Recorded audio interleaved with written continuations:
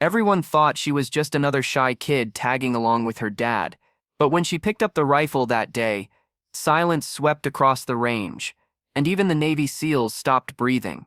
Before I tell you what happened next, tell me in the comments where you're watching from. I love knowing who's listening.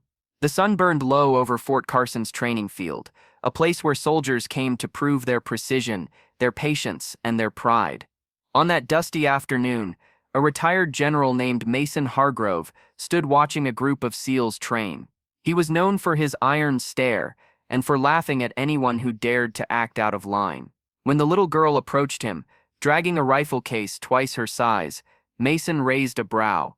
"What's this?" he said, half amused. The girl's father, Sergeant Cole, shifted uneasily behind her. "Sir, my daughter wanted to try shooting. Just once." The general's laughter was sharp.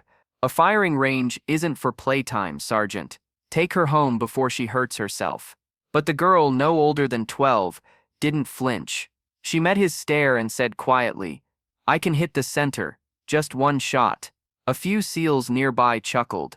One whispered, "Bet she can't even hold the recoil." Another muttered, "Poor kid. She's gonna cry." But Mason, enjoying the spectacle, folded his arms. "All right then, show us, sweetheart. Let's see your magic." Cole tried to stop her, his hands trembling slightly. He remembered nights when his daughter would cry herself to sleep after her mother's passing, and how she had begged to learn something that made her feel brave like Mom did. As the girl set the rifle on the table, a hush fell. Even the wind seemed to pause. Her small fingers checked the scope, adjusted the sight, and she took a long, steady breath. The trigger broke like glass.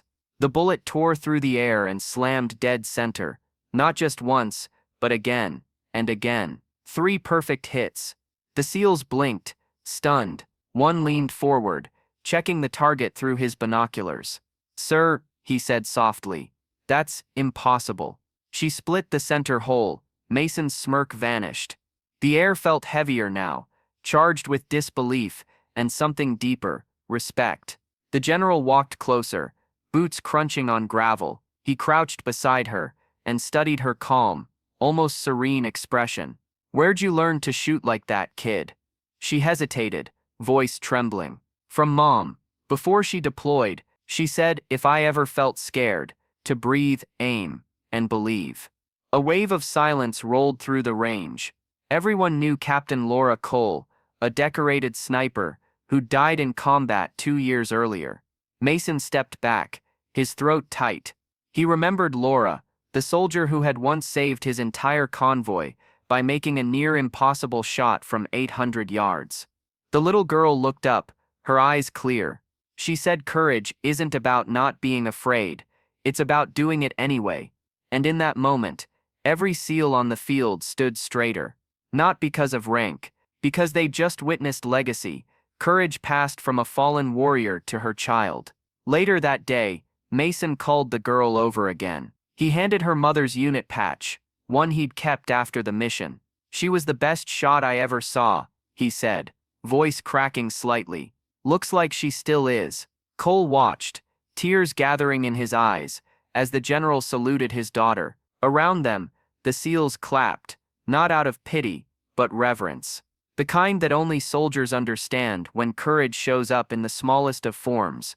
Because courage isn't taught, it's inherited, in silence, in loss, and sometimes, in a trembling little girl holding her mother's rifle. And that day, even the toughest warriors learned a truth that no bullet could ever erase. Because greatness doesn't always wear rank, sometimes, it wears pigtails and a steady aim. And as the dust settled on the range, the echo of her shots lingered, like a heartbeat refusing to fade. If this story moved you, don't forget to like, share, and subscribe. Tell me in the comments, what would you have said to that brave little girl?